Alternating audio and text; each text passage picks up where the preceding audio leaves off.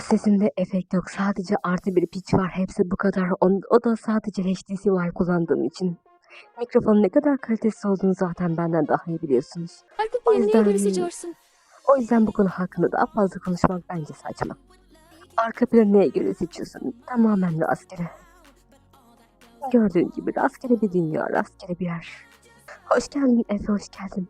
Headset'in modeli HTC Vive Pro. Gerçekte böyle misin? Evet.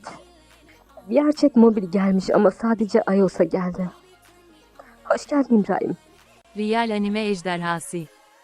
Gerçek anime ejderhasıyım ben. Hoş geldin Cengiz, hoş geldin. Karakteri sen mi tasarladın? Aslında şöyle. Karakterin tabanı bana ait değil ama özelleştirmeyi kendim yaptım. Miyavlamayacağım, hayır. Hoş geldin Rachel.